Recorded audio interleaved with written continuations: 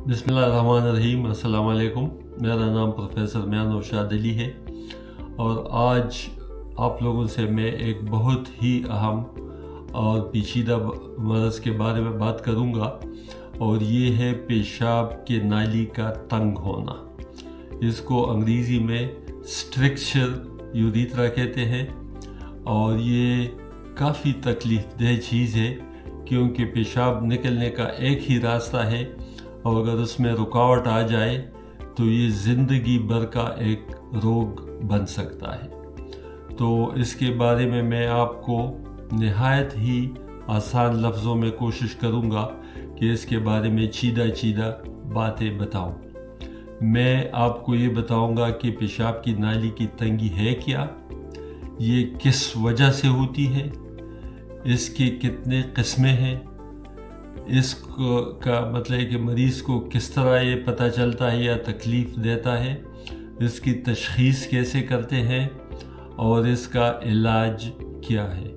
तो अगर आप इनमें से चंद अहम चीदा चीज़ें जहन में रखें तो आपको बहुत ही फ़ायदा होगा। तो पेशाब की नाली जो है ये मसाने से शुरू हो के और जहाँ से पेशाब निकलती है तो ये वहाँ तक होती है।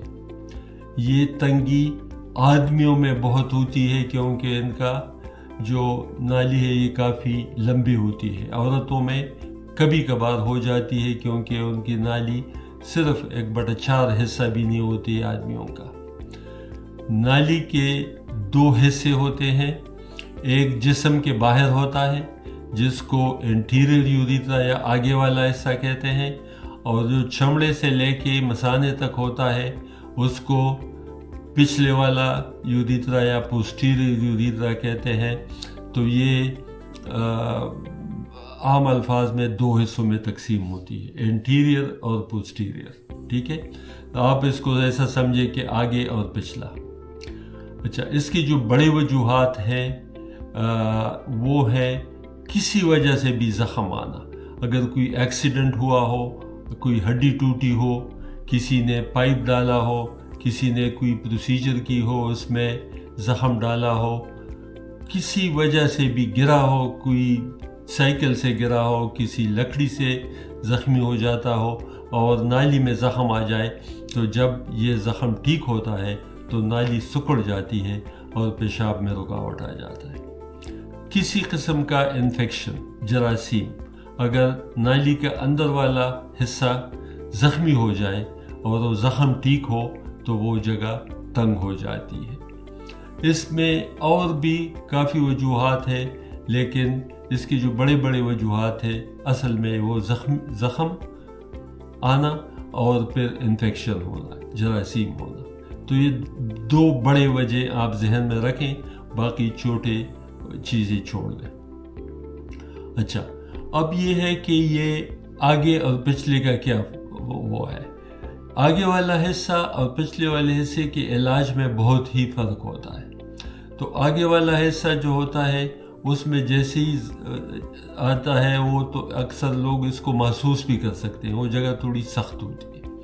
तो ये होता है कि पहले पेशाब आहिस्ता आना शुरू होता है, दार पतली हो जाती है और पेशाब में दर्द भी होता है, कभी कभी रोक भी मतलब कि नहीं सकते, बहता भी है और अक्सर बार इन्फेक्शन होता है, ज़ख़म होता है क्योंकि पेशाब पूरा निकलता नहीं है तो वो पीछे आके अटक जाता है और वो ख़राब हो जाता है। तो इसकी जो बड़ी निशानी है वो पेशाब की दार का पतला होना, खुल के नहीं आना, पेशाब को ख़त्म करने में बहुत टाइम लगना और रात को भी उठना पड़ता है।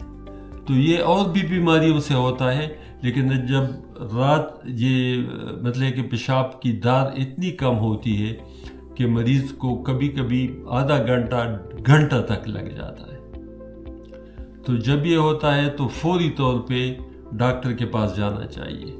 तो एक तो ये है कि आपको पूरी हिस्ट्री बतानी चाहिए, आपको इसके किस तरह हुआ, आपको कोई ज़ख़म आया है कि नहीं आया, पूरा का पूरा डॉक्टर को बताना है। कोई जरासीम आए हो, कोई पीप आया हो, कोई भी चीज़ हो, اگر آپ کے ایکسیڈنٹ ہو یا گرے ہو اور پیشاب کی نالی میں کے سے خون آئے تو اس کا مطلب یہ ہے کہ آپ کی نالی میں زخم آیا ہوا ہے، اور اس وقت کوشش کرے کہ ڈاکٹر کوئی پائپ شائپ نہ ڈالے جب تک پتہ نہ ہو کہ نالی میں زخم کتنا ہے۔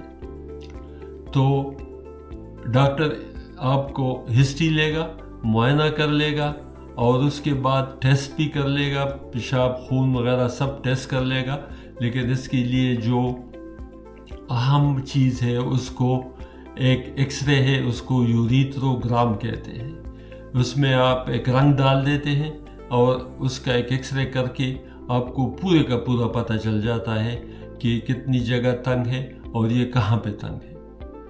تو اب یہ بہت ضروری ہے کہ پتہ ہو کہ کون سی جگہ تنگ ہے اور کتنی جگہ تنگ ہے۔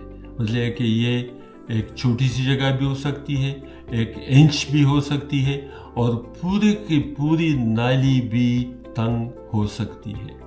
تو بہت ضروری ہے کہ یہ معلومات ہو۔ اچھا، اب یہ اگر تنگی بہت چھوٹی سی ہو اور مطلب کہ اتنی زیادہ نہ ہو تو اس کا علاج آسان ہوتا ہے، اور جتنا ہی یہ لمبی ہو اور زیادہ ہو تو یہ بہت خراب ہوتی ہے اور اس میں کافی مشکل آ سکتی ہے۔